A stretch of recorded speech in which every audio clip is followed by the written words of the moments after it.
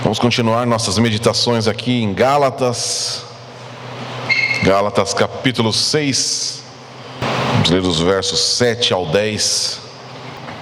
Vamos ler. Não vos enganeis, Deus não se deixa zombar. Portanto, tudo que o homem semear, isso também colherá. Pois quem semeia para a sua carne, da carne colherá ruína. Mas quem semeia para o Espírito, do Espírito colherá a vida eterna. E não nos cansemos de fazer o bem, pois se não desistirmos, colheremos no tempo certo. Assim, enquanto temos oportunidade, façamos o bem a todos, principalmente aos da família da fé. Vamos orar? Senhor, nós vamos meditar na Tua Palavra agora e pedimos que Teu Santo Espírito possa iluminar a nossa mente, o nosso coração. Precisamos do Teu Santo Espírito nessa manhã, Pai. Em nome de Jesus oramos. Amém. Muito bem. Então vamos lá. O texto aqui, nossa, até que é bem direto, não tem muita... Ele não é de difícil interpretação. Então ele começa falando aí, né? Não vos enganeis, Deus não se deixa zombar, portanto tudo que o homem semear, isso também colherá. E quem semeia para a sua carne, da carne colherá a ruína, mas quem semeia para o Espírito, do Espírito colherá a vida eterna. Então aqui o apóstolo Paulo está falando da lei da semeadura e da colheita, né? E a gente conhece bem essa lei, né? Se você plantar laranja, o que você vai colher? Laranja. Não tem como você esperar colher outra coisa plantando uma outra coisa. Estou pensando em colher umas uvas, então eu vou pegar essas laranjas aqui e vou plantar as sementes e vou ter fé que vai nascer uva. Você pode ter a fé que você quiser, nunca vai nascer uva. Então, Paulo ele vai trazer essa analogia agora, essa metáfora da agricultura, e que vale para tudo na nossa vida. Mas o ponto de Paulo aqui, né, a gente sabe que tudo que a gente planta em todas as questões, não só na agricultura, mas na nossa vida, a gente vai colher. Mas Paulo, a gente tem que entender o contexto todo que Paulo está falando aqui, né, que a gente não pode perder de vista o tema da carta. E qual é o tema da carta? Por que Paulo escreveu essa carta aos Gálatas? Lá do começo. Porque esses nossos irmãos lá estavam se desviando do Evangelho, né? Paulo fala lá no começo: por que vocês começaram pelo Espírito e agora querem continuar na carne? Então por isso que Paulo vai trazer esse ponto novamente, né? Ele vai falar da semeadura, né? Tudo que o homem plantar, ele vai colher.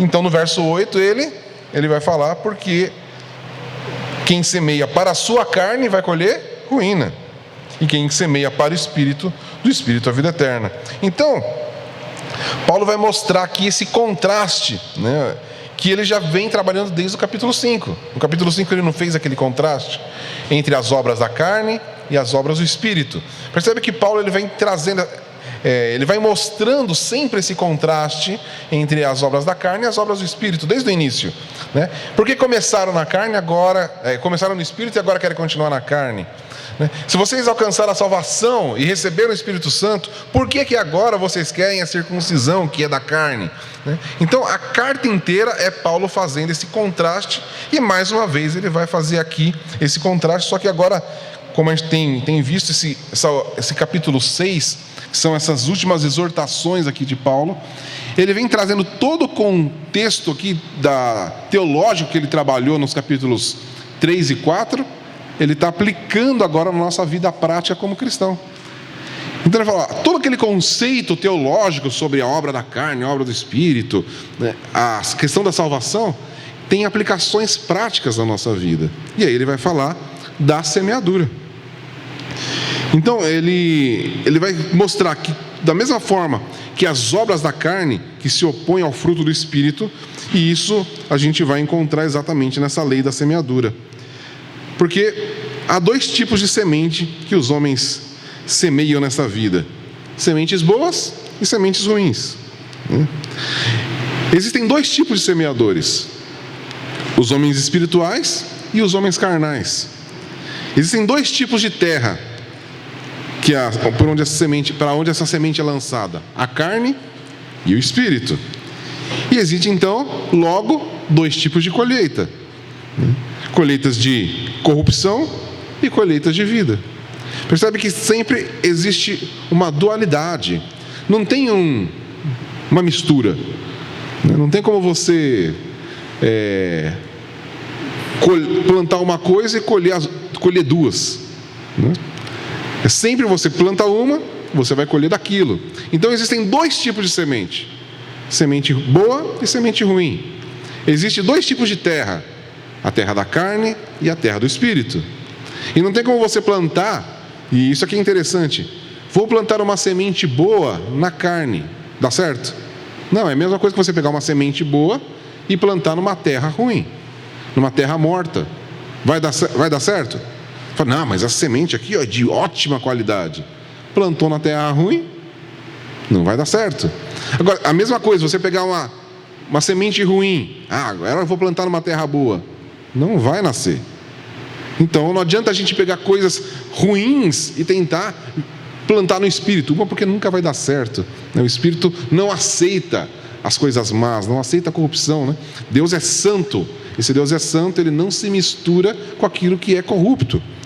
E existem os dois tipos de homem, os carnais e os espirituais. E a gente pode fazer uma metáfora aqui, do mau agricultor e do bom agricultor. É aquele cara que acha que sabe plantar e faz tudo errado. E planta, eu não entendo nada de agricultura. Talvez se eu fosse tentar plantar mesmo, eu seria um mau agricultor. Eu ia plantar, porque existe a medida exata da terra, o jeito certo de arar a terra. Então tem os caras, não, sou agricultor, se mete a ser agricultor e não vai dar certo, Como exige em todas essas coisas. E existem os homens espirituais, que são aqueles que são capacitados pelo próprio Espírito Santo a plantar. E claro, aí nós temos o resultado: dois tipos de colheita. Uma colheita de corrupção, de destruição, como o texto nosso aqui fala, ou uma colheita espiritual, uma colheita de vida, tá? E aí, quando a gente pensa, o incrédulo, que é aquele que pensa, para quem que Paulo está escrevendo? É para incrédulos? Não, ele está escrevendo para a igreja, Se a gente pensar naquele que não crê, aquele que não crê já é dominado pela carne. Ou seja, que tipo de semente que essas pessoas têm? Só semente ruim, só planta na carne. Aquele que não crê em Jesus não tem a mínima possibilidade de plantar uma semente boa. É aquele coisa que já falamos, Mas ele faz coisas boas, mas é um homem carnal, logo tem sementes más, e vai semear na carne, e vai colher destruição. Nossa, mas ele está fazendo boas ações. Só que quando a gente está pensando aqui em longo prazo, você está pensando numa boa ação aqui que vai ter um retorno imediato. A pessoa pode viver a sua vida inteira fazendo boas ações, no final da vida dela ela vai colher morte. Porque se não plantou no espírito, plantou na carne, e quem planta na carne colhe destruição. Então é um grande engano. Não, mas eu vivi uma vida inteira fazendo boas ações. De Deus não se zomba. Deus não está interessado em boas ações, Ele está interessado em boas sementes. No lugar onde se planta, para quem se planta? Se plantar para a carne ou plantar para o espírito. Entendeu? Não tem como a gente mesclar as coisas, porque o texto diz de Deus não se zomba, tá? Agora, nós cristãos, e é para quem Paulo está escrevendo aqui, a gente já viu como no capítulo 5, que existe essa luta entre a carne e o espírito. Nós recebemos o Espírito Santo, como Paulo fala, vocês receberam o Espírito Santo. Vocês foram salvos por uma obra do Espírito Santo. Então, nós temos o Espírito Santo, somos capacitados pelo Espírito Santo para plantar boas sementes para a vida eterna, mas nós somos tentados continuamente a plantar para a carne. E é essa luta que a gente já viu ali no capítulo 5, e que no próprio capítulo 6 aqui a gente viu no comecinho, no verso 1, se alguém for surpreendido no pecado, ou seja, nós pecamos. Nós nos deixamos muitas vezes ser levado pela carne. Mas nós temos essa luta. E quando percebemos que nos damos a carne, o que nós percebemos? O Espírito traz aquela tristeza sobre nós e nós nos voltamos para Deus em arrependimento. É ou não é? Mas, então nós temos que entender. Nós lutamos, então nós temos de vez em quando umas sementinhas ruins lá. Aí a gente tem que ir lá, com a ajuda do Espírito Santo, tirar a semente da terra, jogar lá fora para não colher destruição. Tá? Mas aqueles que não creem, não tem essa possibilidade. E como a gente já viu aqui, né, nós cristãos, então, precisamos fazer o que com a carne? Isso a gente já estudou anteriormente. Mortificá-la, crucificá-la. E qual que é o grande problema aqui? Que muitos, em vez de crucificar a carne, mimam a carne, né? Ah, não, fica aqui, né? Não vai embora não, né? Só fica quietinha, mas a gente mantém a carne ali, né? Deixa ela meio escondidinha da vista das pessoas, né? Mas mantém ela ali. Então a gente precisa tomar muito cuidado com isso, porque se a gente mantém a nossa carne viva, né, ali ativa no nosso dia a dia, sementes de destruição estão sendo plantadas e a gente vai colher destruição. Quando a gente pensa, mais uma vez aqui nos Gálatas, o ponto que eu falei no início, que é o ponto principal da carta, é a questão da salvação. A salvação é pela fé ou a salvação é pelas obras? E Paulo vai dizer que são obras da carne. Então o primeiro ponto aqui é a questão da semente, de onde estamos lançando os alicerces da nossa salvação. É no Espírito Santo ou são nas nossas obras? Então isso é um problema, porque se a gente entende que a nossa salvação está naquilo que a gente faz, então nós vamos colher morte. Não vamos colher salvação, vamos colher destruição. Mas, como a gente já viu aqui também nas exortações de Paulo com relação às obras da carne, alguns membros da igreja não têm esse problema com relação à salvação. Não, eu creio que a salvação é pela fé, não tenho problema com isso, só que se deixa levar pelas paixões da carne. Entendeu? Os dois, só me fazendo entender aqui, né? Os dois tipos de pessoas que existem. Tem aqueles que olham e acham que a salvação está naquilo que eu faço.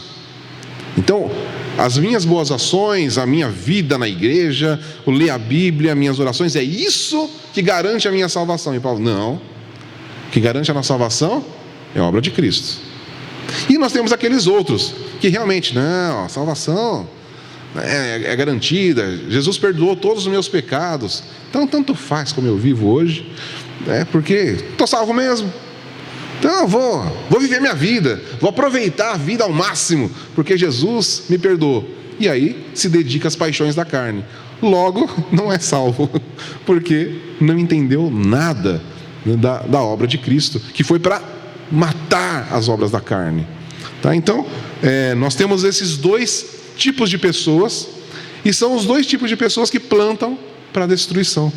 E nós temos que, com a ajuda do Espírito Santo, fugir desses dois tipos de mentalidade. Tanto aquele que acha que pode se salvar, como aquele que acha que pode viver de qualquer jeito. Tá? São os dois extremos, né? O que acha que quanto mais santinho for, mais vai agradar a Deus. E aquele que acha que Deus me ama de qualquer jeito, né? Então vamos aí, vamos viver a vida. Então isso é um problema. E esses dois vão colher destruição, vão colher corrupção. E a palavra corrupção, a gente pode entender, quando a gente entende, claro, a gente ouve tanto corrupção hoje na mídia aí, com relação à política, mas a palavra corrupção, ela vem de outras coisas, né? Por exemplo, você tem um portão na sua casa de ferro. O que vai acontecendo com o tempo? Ele vai ficar bonitinho para sempre? Não, ele vai enferrujar, ele vai se corrompendo. E se não cuidar disso, o que acontece com o seu portão? Ele vai se esfarelar todo, chega uma hora não tem mais portão. Tá? E isso é corrupção. As pessoas às vezes não percebem que ao plantar sementes ruins, plantou uma sementinha ali, não viu nada de ruim acontecendo. Tá vendo? Não tem problema. Planta mais uma. Falou que ia acontecer coisa ruim, não aconteceu. Então planta mais uma. Só que vai chegar uma hora que essas sementes vão brotar. E quando ela brotar, vai ser destruição. E a gente nunca sabe, né, quando, né, que ela vai brotar exatamente. E uma vez que o pecado, né, ele é prejudicial, não só para a nossa vida eterna. Então, claro, o pecado, ele tem uma consequência eterna. O que está em jogo é a nossa salvação eterna. Não é só aqui, esse momento, mas também, porque o pecado, ele traz destruição, não só espiritual, mas inclusive física e emocional. É ou não é? O pecado, ele não é só um problema espiritual, ele é um problema que afeta todas as áreas da nossa vida. Assim como a obra do Espírito é uma obra que atinge toda a nossa vida. Não é só a nossa salvação eterna. A obra de Cristo não foi só para a eternidade, ela é para hoje. E nós colhemos os frutos da obra de Cristo hoje, no nosso corpo e na nossa alma. Agora, vamos pegar alguns exemplos, né, de sementes ruins. Isso aqui só é um exemplo, só para a gente entender um pouquinho sobre essa questão de sementes. Por exemplo, uma pessoa que trabalha numa empresa e ele quer crescer na empresa, né, ganhar um salário maior, subir de cargo. E aí, qual que é o procedimento mais normal que a gente vê dentro das empresas para alguém conseguir subir mais rápido? Além de trabalhar, é derrubar os outros. E aí, a gente acha que, não, isso é o normal. E aí um cristão que trabalha numa empresa e puxa o tapete dos outros, né, prejudica as outras pessoas, ele está plantando o quê? Está plantando para o espírito? Não, ele está plantando para a carne. E ele vai colher destruição. Ele pode subir no cargo da sua empresa e falar, não, tá vendo? Estou colhendo coisas boas. Mas qual é o final? Aí a gente tem que lembrar do Salmo, né? Mas olhei o fim deles, e é o fim, destruição. Tá? Esse é um exemplo. Agora eu vou trazer para dentro da igreja. É muito comum, né? Pessoas, né? Porque eu não gosto daquele irmão. E aí, quando tem a oportunidade, né? Tá vendo aquele irmão que ele fez? Olha criando contenda. Isso está plantando semente de destruição. Vai colher destruição, tá? São alguns exemplos, né? Trazendo para dentro do casamento. Marido e mulher que deixam os ressentimentos crescerem, nunca se acertam. O que vai acontecer no final? Conhece casamentos assim? Começa com uma coisinha ali e não trata. Passam-se anos, o casamento acaba. É ou não é? Por quê? Porque não tratou. É uma semente plantada. Plantou uma semente e deixou ela. E aí vai colher destruição do casamento. Tá, então são alguns exemplos, né? Tentei trazer exemplos na vida profissional, na vida da igreja e na vida de família. Mas você pode expandir isso para todas as áreas e tantas outras sementes que a gente pode lançar que vão começar a crescer e no final vão causar destruição. E aí, como o nosso texto começa aí, não vos enganeis. Então, Paulo ele fala, não se enganem, não se deixem enganar. O sistema hoje do mundo ele é um sistema mentiroso, né, que fala, que tenta pregar que o que a gente faz nem sempre vai ter consequência, não é? Você pode fazer isso, não tem problema nenhum. Isso daí é coisa que estão querendo te tolir, estão querendo não te dar liberdade, né? Querem que você seja subjugado. Não é isso que a gente ouve aí das pessoas, né? Você precisa ser livre, né? E isso Paulo está falando, não se deixe enganar. De Deus não se zomba, né? Deus não se deixa zombar.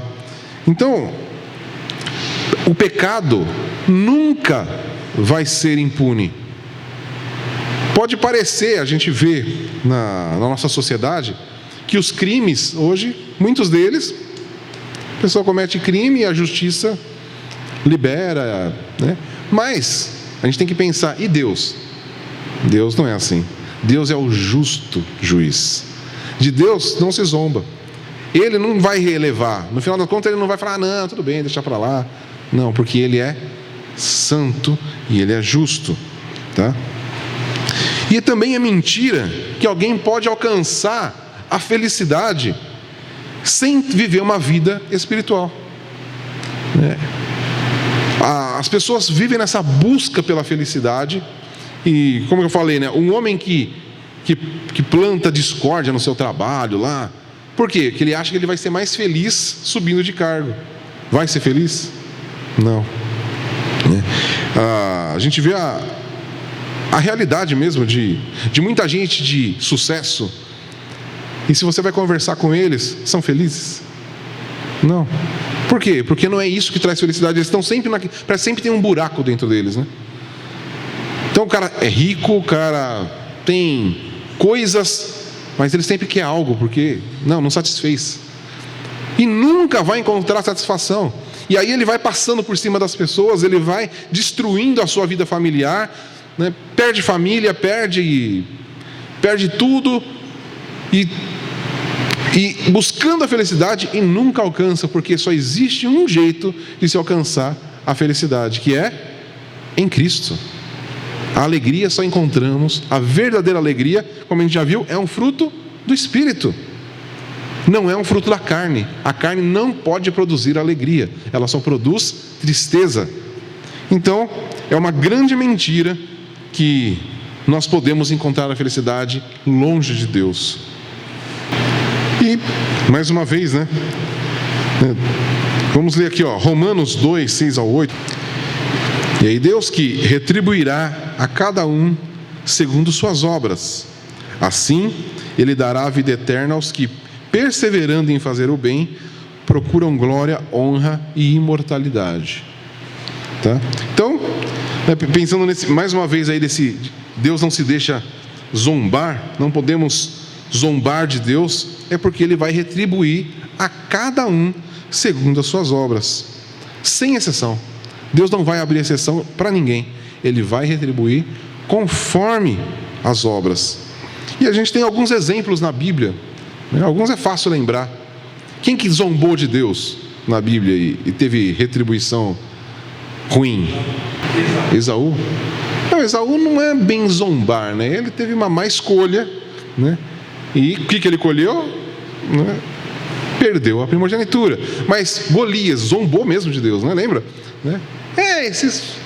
Cadê seu Deus? Cadê? Faraó, né? Não, Caim não zombou de Deus. Ele simplesmente ignorou um jeito correto de se fazer, né? Mas Golias é alguém que zombou de Deus. Herodes zombou de Deus, né? E a gente vê o fim. O que aconteceu com Golias? Morreu. O que aconteceu com Herodes? Né?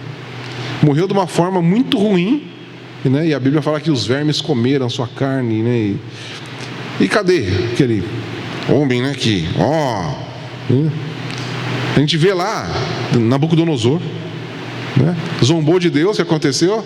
Ficou que nem um louco lá no meio do mato, né?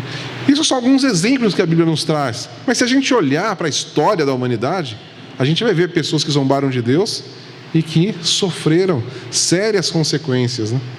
Porque zombaram de Deus. Tá?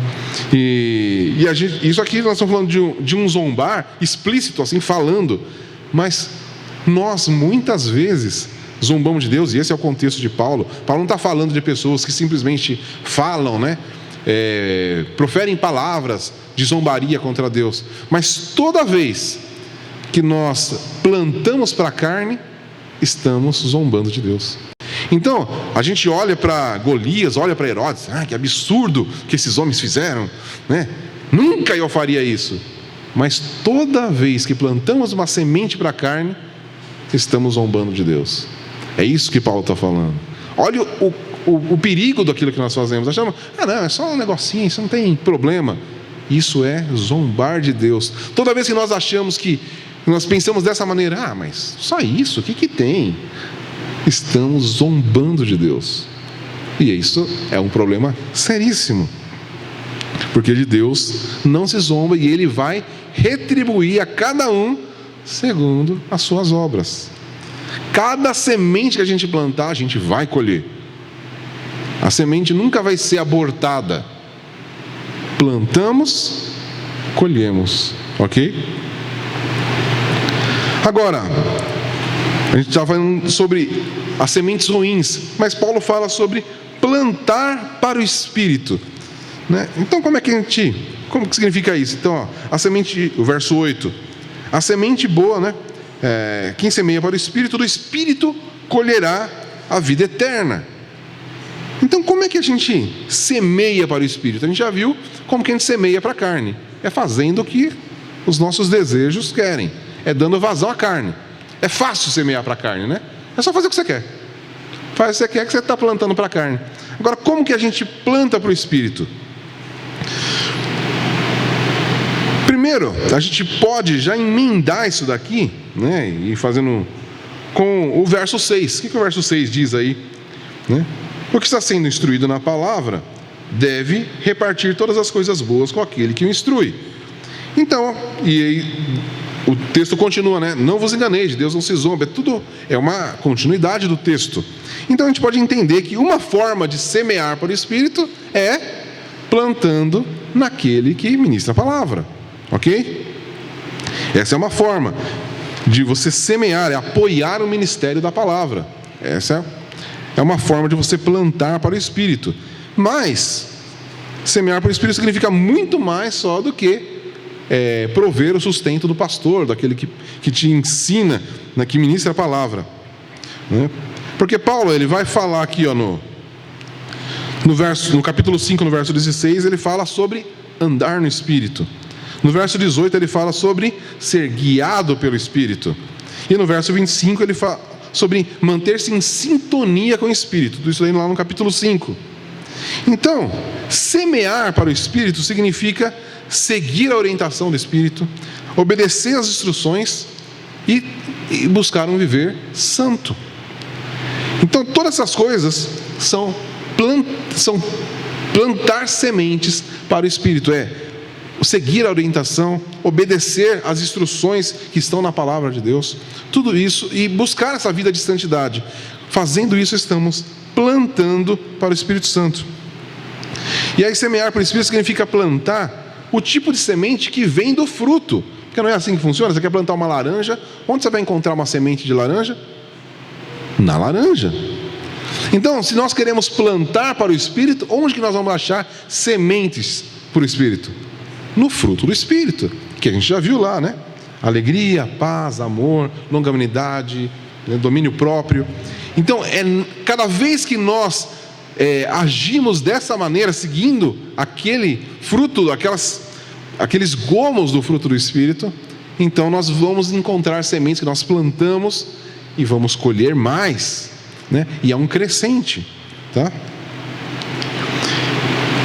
E como a gente já viu, né, mesmo estudando lá, como que nós cultivamos, lembra quando a gente falou do cultivar?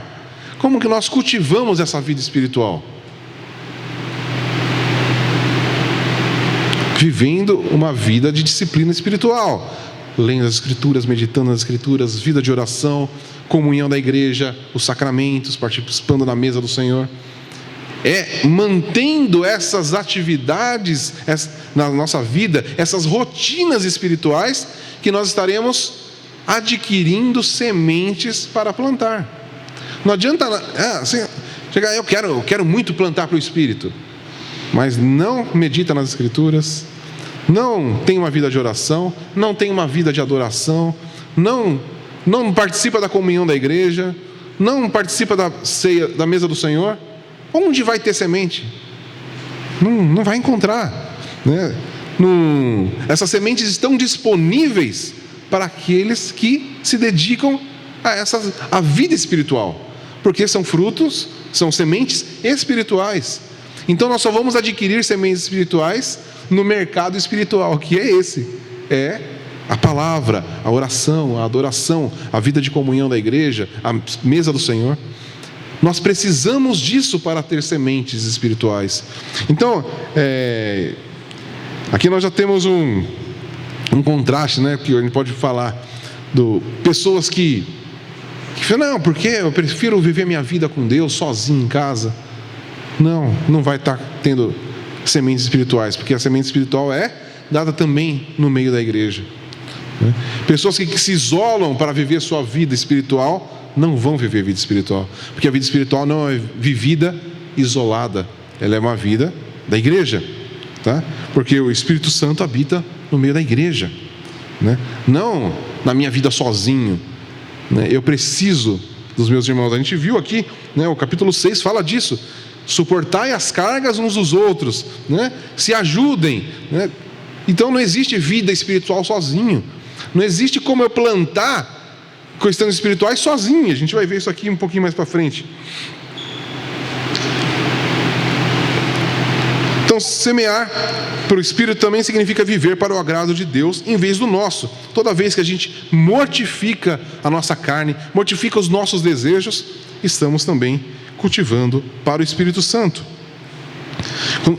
Quando pensamos e queremos fazer tudo para a glória de Deus, como Paulo fala lá em 1 Coríntios, né? Quer comer, quer beber, fazer tudo para a glória de Deus. Quando nós temos essa intencionalidade de glorificar a Deus com tudo aquilo que fazemos, falamos, pensamos, então aí sim estamos plantando sementes para o Espírito. E uma coisa que é importante, né? Vamos pensar mais uma vez no agricultor. Pensa, o cara, não, vou ser um agricultor agora, daqui por diante, vou viver da agricultura. Aí ele vai lá, pega um saquinho de semente, pega meia dúzia de semente, planta. Quanto que ele vai colher? Ele vai ter uma bela de uma colheita? Ele vai colher pouquinho. Dá para ele viver disso? Não. Pensa que não consegue nem sustentar uma refeição, talvez, né? Então, o que um bom agricultor faz? Ele planta o máximo que ele pode. Ele vai pegar o pedaço de terra que ele tem e ele vai plantar no maior espaço possível, porque ele quer colher muito. E aí eu te pergunto, quanto que você quer colher? Muito. Então quanto você tem que plantar? Muito. Então nós temos que plantar o máximo possível. Não é fazer uma plantaçãozinha aqui, não, pronto, agora já garanti uma colheita. Com uma plantação, você quer garantir uma colheita gigantesca? Então tem pessoas que estão esperando receber uma colheita e nunca plantam nada, ou então planta só um pouquinho, faz uma plantação e espera colher muito, né? Não, a gente vai colher, a gente precisa plantar muito, né? E a gente pode lembrar do que Paulo fala lá em 2 Coríntios 9,6, ele está falando ali também de ofertas e tal, mas que o princípio vale para tudo. Quem pouco semeia, pouco também colherá. Quem semeia com generosidade também colherá generosamente, tá? Então é um princípio. Então nós, né, somos salvos pela graça. Então por isso a gente sai e semeia para agradar o Espírito. E Deus, em sua graça, mais uma vez, nos recompensa, tá? E a gente tem que pensar, porque a gente está falando de vida eterna, né? Então aqui a gente tem o perigo, né, da gente pensar, mas se eu estou semeando e eu quero para semear a vida, então a minha salvação é nas obras? Não. É um ponto de equilíbrio que a gente tem que ter. A salvação é pela fé e acabou, é pela graça. Quem garante a nossa salvação é a obra de Cristo. Mas, né, a gente pode pensar, não somos salvos pelas obras, mas também a gente não é salvo se não tiver obra. Aí, nossa, não entendi. Mas é diferente as duas coisas. Não é as obras que nos salvam, mas alguém que é salvo e não tem obra, o Tiago fala lá, sei não, tem alguma coisa errada aí com essa sua fé, porque uma fé sem obras é uma fé morta. Então, fala, não, eu fui salvo e não planto nada. Não, tem alguma coisa errada, porque aquele que é redimido, aquele que é regenerado, ele se torna um bom agricultor. Então se eu falo que sou salvo, mas não planto nada para o Espírito, tem alguma coisa errada comigo. Então eu estou me enganando. E aqui Paulo fala, não se engane, você está se enganando. Se você acha que você é salvo e não tem a vida de plantações espirituais, então você não é salvo, porque você não entendeu a graça, Você não entendeu a obra de Deus. Você não quer agradar a Deus. Se você não quer agradar a Deus, você não é salvo. Porque o regenerado vive para a glória de Deus. Amém? Todo aquele que nasceu de novo quer viver, né, para Deus. Aí, né, mais uma vez pensando na vida do agricultor. Não sei se você já conversou com algum agricultor, né? Pergunta para ele: sua vida é tranquila, é fácil? O que ele vai falar? Não. Você já viu a expressão do agricultor? Ele sempre tem uma expressão cansada, porque ele trabalha no sol. Não é um negócio simples, né? Mesmo hoje, com as técnicas de produção que facilitaram já a vida do agricultor, ainda não é fácil. Não é um negócio simples. Não é um negócio que ele faz ali rapidinho. Demora. É um processo árduo, né? Então, existe persistência, né? Existe cuidado, né? O agricultor, ele não vai lá, joga a semente e vai fazer uma viagem. É assim? Agora já plantei mesmo, vou fazer uma viagem agora, a semente está lá mesmo, ela que cresça. Não, ele vai lá, vai ver se está tudo certo, ele vai regar, vai ver se não tem bicho, vai ver se não contaminou a terra, ele vai cuidar da terra, ele vai cuidar da sua semente. Ele não vai largar a semente lá e fazer outra coisa da vida, porque ele é um agricultor. Então ele vai cuidar daquela semente. Então é um trabalho árduo. E é um processo que não acaba nunca, né? Porque aí ele planta, aí vem a próxima estação, ele colhe, planta, colhe, planta, colhe, planta. E quando que acaba o ciclo? Nunca, né? E aí, por isso que no verso 9 aqui, Paulo vai falar: e não nos cansemos de fazer o bem, tá? Porque semear por Espírito também é um trabalho árduo, né?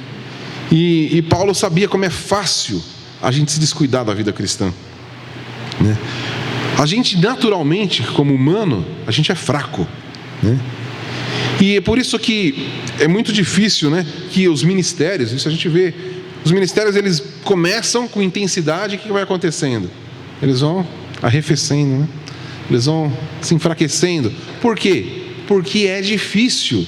E nós, como seres humanos, a gente vai cansando, tá? As pessoas se cansam, ficam tentadas a pecar, enfrentam resistência, né? Até daqueles que estão trabalhando lá no ministério, e encontram resistência, inclusive daqueles a quem a gente está querendo ajudar. É ou não é? Você já tentou ajudar alguém e a pessoa fica atrapalhando você na sua ajuda? Pois é, isso é o que a gente encontra constantemente no ministério. E aí, muitas vezes a gente não vê resultado. É ou não é? Você está plantando e não está vendo nada crescer. E aí começa o quê? Acho que isso não está dando certo, não. Vou parar de plantar. Vou parar de fazer outra coisa, né? Não está dando certo, a semente não brota, né? Eu acho que a semente é ruim, né? Só que você sabe que você plantou uma boa semente. Você sabe que está plantando para a vida eterna, são sementes do Espírito. Mas você não vê acontecer nada. E aí começa a cansar, né? Principalmente, né, numa cultura acelerada como a nossa, onde tudo é imediato, né?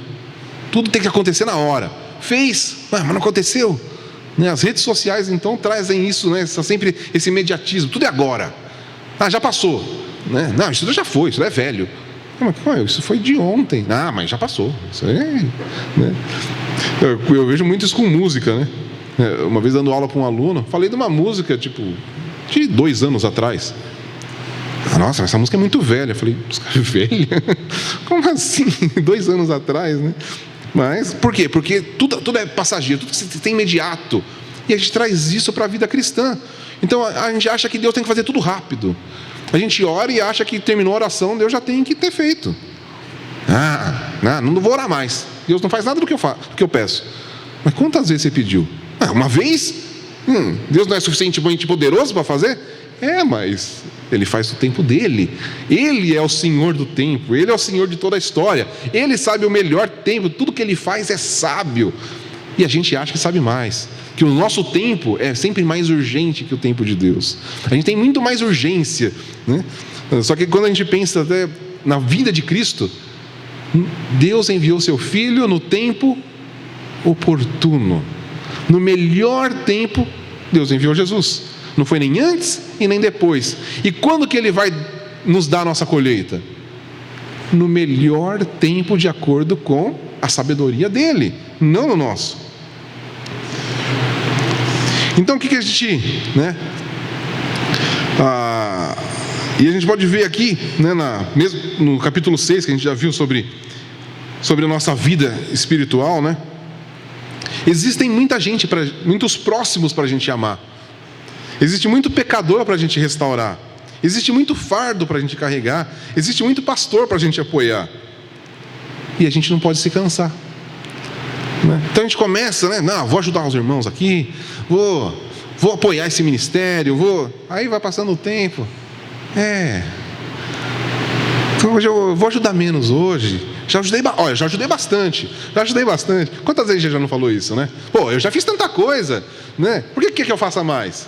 Pô, eu tenho uma vida fazendo. São anos na igreja já trabalhando. Tá na hora de diminuir um pouco o ritmo, né? Mas o que Paulo fala aqui: e não nos cansemos de fazer o bem. Não existe data limite, né, para nós. Mas eu já estou há muito tempo trabalhando na igreja, não preciso trabalhar mais, deixa a gente nova trabalhar. Tudo bem, as gentes novas têm que trabalhar também, mas isso não significa que a gente tem que parar. Vamos parar de plantar só porque já plantamos? Vamos continuar plantando. Não nos cansemos de fazer o bem. Eu já ajudei muita gente, já preguei muito. Vamos continuar pregando, tá?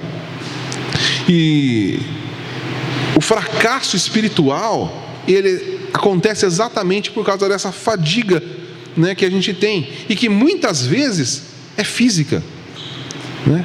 E a gente, isso é uma coisa importante da gente entender. Como que a gente pode lidar com isso? Tem que entender um equilíbrio na vida, né? Por que as pessoas às vezes se cansam? Porque elas começam a fazer tudo muito intensamente, porque quer colher rápido, né? E aí se cansa.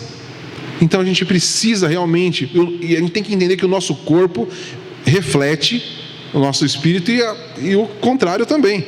Quando o nosso corpo começa a ficar cansado, a nossa mente começa a ficar cansada, então a gente começa a desanimar de fazer as obras espirituais. Então a gente precisa cuidar do nosso corpo, cuidar da nossa mente, para que a gente continue plantando coisas para o espírito. E a gente vai entender, e uma coisa que é muito importante é entender que quando essas plantações que a gente faz espirituais, elas não devem ser feitas da nossa força, mas numa dependência do Espírito Santo. E vale lembrar também das palavras de Isaías, lá em Isaías 40, versos 29 a 31. Ele dá força ao cansado e fortalece o que não tem vigor. Os jovens se cansarão e se fatigarão, e os moços cairão, mas os que esperam no Senhor renovarão suas forças, subirão com asas como águias, correrão e não se cansarão, andarão e não se fatigarão. Então toda vez que a gente começar a sentir um cansaço, o que nós temos que fazer? Ir para o Senhor e falar: Senhor, me dá forças, porque eu quero continuar plantando. Não deixe eu parar. Não me deixe parar. Eu preciso encontrar a força que vem do Senhor, tá? Então, não importa o que a gente esteja fazendo para o Senhor, a gente não pode desistir, né? E de todas as razões, né, que a gente pode pensar para não desistir, a principal é que vai ter uma colheita. Então, a gente não pode desistir, né?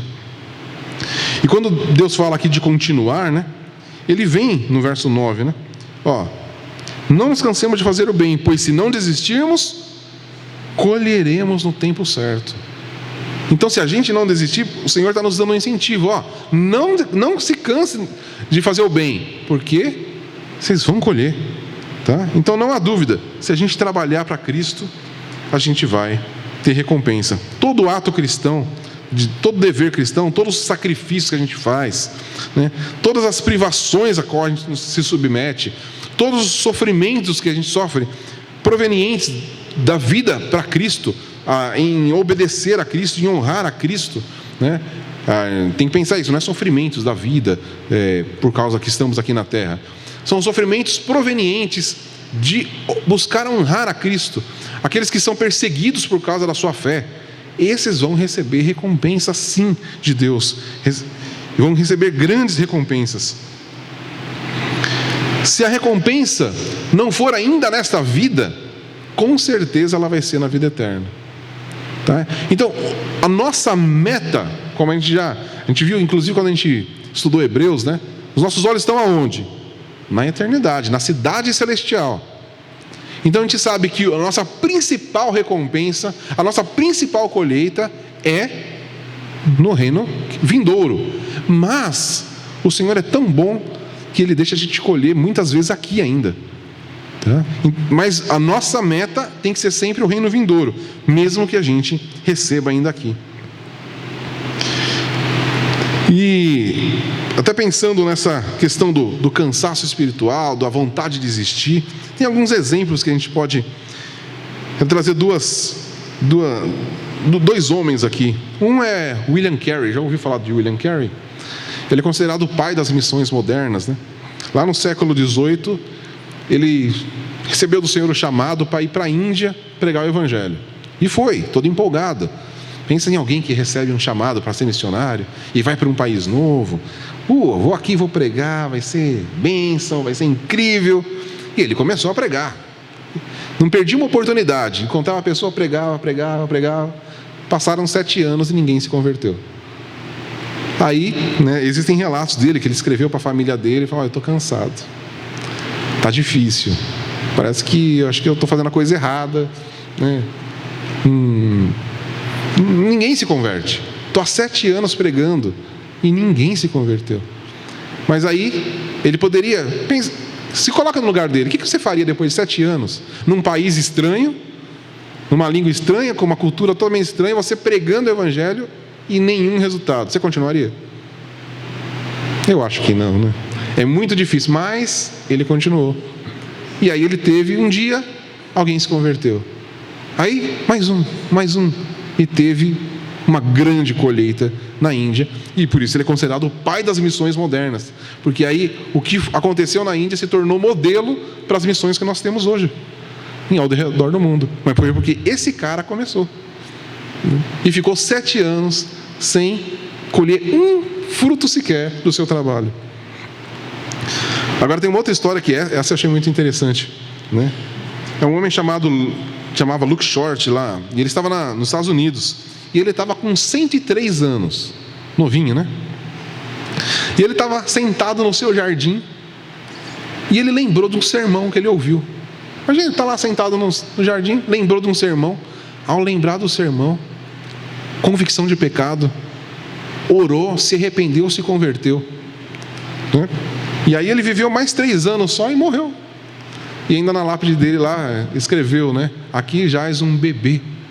Ele, 3 anos de vida espiritual, apesar dos seus 106 anos de vida natural, né? E aí o que é mais interessante, né? Quando que esse sermão foi pregado? Esse sermão foi pregado por John Flávio, na Inglaterra, 85 anos antes. Então ele devia ser... Não sei, nem vou fazer a conta aqui, mas o Eric faz a conta ali, né? Mas ele era jovem e estava lá, ouviu a pregação, foi embora.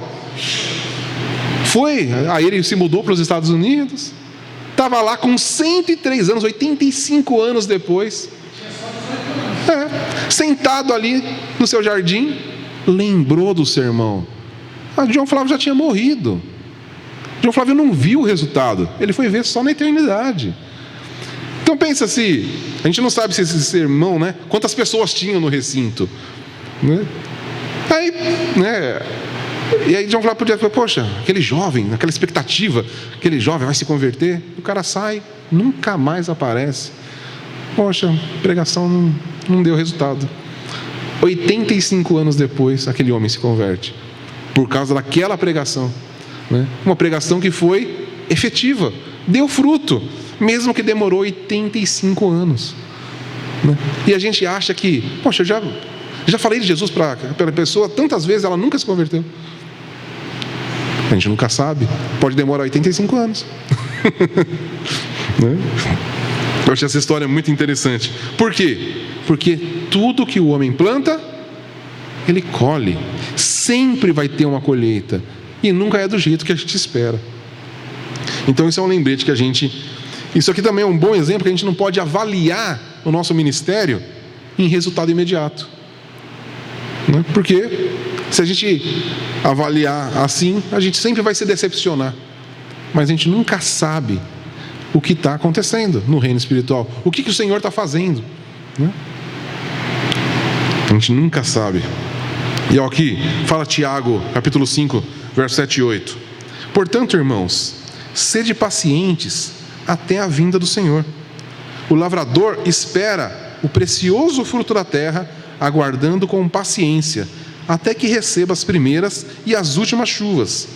Sede vós também pacientes, fortalecei o coração, porque a vinda do Senhor está próxima. Então, Tiago fala para a gente, seja paciente, né? Assim como o lavrador sabe que tem a primeira chuva, depois tem a próxima, e ele espera. Ele não pode adiantar a chuva, pode? Não, ele tem que esperar. E é assim, a gente planta e espera, e continua plantando e espera. Por quê? Vamos colher no tempo oportuno. Porque tudo que a gente plantar, a gente vai colher. Sempre vai vir a colheita. E aí o verso 10 aqui. Assim, enquanto temos oportunidade, façamos o bem a todos, principalmente aos da família da fé. Então os cristãos devem fazer o bem a todas as pessoas. Tá? Então tem essa segunda parte aí, né? Que nós temos uma responsabilidade especial com os nossos irmãos, né, os outros cristãos, né, que são os membros do nosso lar, da nossa família espiritual. E é importante que a gente cuide uns dos outros, né? Paulo é falado aqui um pouquinho antes, capítulo 6, e ele vai falar do fazer o bem, né? E o que é fazer o bem? É tudo que a gente pode fazer para mostrar o amor de Deus, né? Nós temos que cuidar uns dos outros, né? Mas ele fala que principalmente aos da família da fé, mas fazer o bem a todos, né? Existe um cuidado especial que nós temos que ter entre nós, mas ele não se restringe a nós, né? Nós temos que fazer o bem a todas as pessoas, né? Essa é uma missão nossa aqui na terra, né? Além de pregar o Evangelho, é abençoar as pessoas, né? Isso é uma questão também de testemunho, tá? Isso é uma coisa que a gente olha para a igreja de Atos. O que a gente vê na igreja de Atos? Pessoas que cuidavam uns dos outros e que cuidavam das pessoas, né? Se preocupavam com as pessoas, com o bem-estar das pessoas, né? Então nós devemos fazer isso, fazer o bem a todos. E aí ele tem enquanto temos oportunidade. E quando a gente pensa isso, né, a gente pensa, é fácil, quando eu vier a calhar, né, quando estiver no lugar ali e der para ajudar, então eu ajudo. A gente acha que isso é oportunidade, só que a palavra grega usada aqui é tempo e estação, ou seja, ela fala de urgência, né? Pensa que a gente está falando aqui de plantação e colheita, né? Quando é que e a gente sabe que determinados tipos de sementes, elas têm o seu tempo certo para se plantar, né? Porque se você plantar a uva, acontece muito isso, né? Você vai colher sempre a uva pouco antes do inverno, né? Porque ela vai amadurecer durante o verão. Então não adianta você plantar no tempo errado, vai dar errado, certo? Eu não entendo muito de agricultura, mas é uma coisa meio óbvia. Se existe o tempo certo para aquilo, né? Então você tem que plantar antes. Se você sabe que algo a sua colheita vai ser no verão, então quando que você tem que plantar? No inverno. Não é que o verão é mês que vem, então vou plantar. Não vai colher. Por quê? Passou a oportunidade. E esse é o termo oportunidade. Planta enquanto você está aqui, porque não adianta depois não vai ter mais tempo. Qual que é a sua oportunidade? É o hoje. É isso que Paulo está falando. Não é, quando der, você ajuda. Quando der, você faz o bem. Não. Enquanto temos oportunidade, que é enquanto a gente está aqui. Quando o Senhor Jesus aparecer nas nuvens, aí você, deixa eu fazer o bem para alguém. Não, agora já foi, né? Já passou a sua oportunidade, né? A gente nunca sabe qual é o nosso tempo aqui nessa terra. Você sabe quando você vai morrer? Não. Então qual a sua oportunidade para fazer o bem? Agora. Não é, quando eu estou nessa correria do dia a dia aqui, mas quando eu der uma amenizada, aí eu passo a ajudar as pessoas. A gente não sabe nem se vai chegar lá. Então é hoje é a nossa oportunidade de fazer o bem, porque o tempo vai cessar, o tempo de plantar vai acabar e só vai ter a colheita, e a gente só vai colher o que a gente plantou. Então a gente sabe, chegar no reino eterno é uma obra do Senhor, é por causa da obra da cruz que a gente vai chegar no reino vindouro. Mas a Bíblia nos fala que nós receberemos recompensas pelo aquilo que plantamos, E deve ser muito chato, chegar diante de Deus, todo mundo recebendo recompensas, e você falar: desculpa aí, mas você não tem nada não, porque você não plantou nada, você chegou aqui graças à obra de Jesus, mas você não tem nada mais. Deus, fique feliz porque você está aqui, porque acabou. Deve ser bem frustrante. Pensa para nós que queremos agradar a Deus, que queremos ver o fruto do nosso trabalho e não ter fruto nenhum. Vai ser muito frustrante. Então, aproveita hoje e plante, tá? E aí, para a gente concluir então, as perguntas, Então, que tipo de semente estamos plantando no nosso dia a dia? A gente tem que pensar nisso. Se são sementes para a carne ou se são sementes para o espírito. Isso, a cada pensamento, a cada decisão, a cada coisa que falamos, são sementes que estão sendo lançadas. E a gente tem que plantar do jeito certo para colher o melhor. Amém? É isso que eu queria compartilhar com vocês hoje. Que a gente possa plantar boas sementes para termos uma grande colheita, sem desanimar, mas fazendo tudo para a glória de Deus. Vamos orar. Senhor, como vimos na Tua palavra, o Senhor nos dá uma missão aqui nessa terra, de plantarmos sementes espirituais. Senhor, nós entendemos que estamos nessa constante luta, que a nossa natureza humana sempre quer plantar coisas para a carne, mas Senhor, nós não queremos colher destruição, não queremos colher corrupção. Então nós pedimos a ajuda do Teu Santo Espírito para que possamos plantar apenas sementes do fruto do Espírito. Senhor, nos ajude na nossa caminhada aqui nessa terra, até que o Senhor venha ou nos chame, para que a gente possa plantar sementes de vida. E Senhor, não deixe a gente se cansar disso. Não deixe a gente enfraquecer a nossa caminhada cristã. Nós precisamos ser fortalecidos dia após dia para continuar plantando, para continuar vivendo para o louvor da Tua glória. Senhor, que a gente não deixe as frustrações dessa vida fazerem a gente diminuir o ritmo. Porque se a gente diminuir o ritmo, uma hora a gente para. E a gente não quer parar. A gente quer continuar avançando até o dia do Senhor. Senhor, que a gente não se canse de fazer o bem e que a gente faça o bem a todas as pessoas. Senhor, nos dê um olhar para a gente perceber as necessidades das pessoas, entender o que elas precisam e, com a ajuda do Teu Santo Espírito, também abençoar todas as pessoas à nossa volta.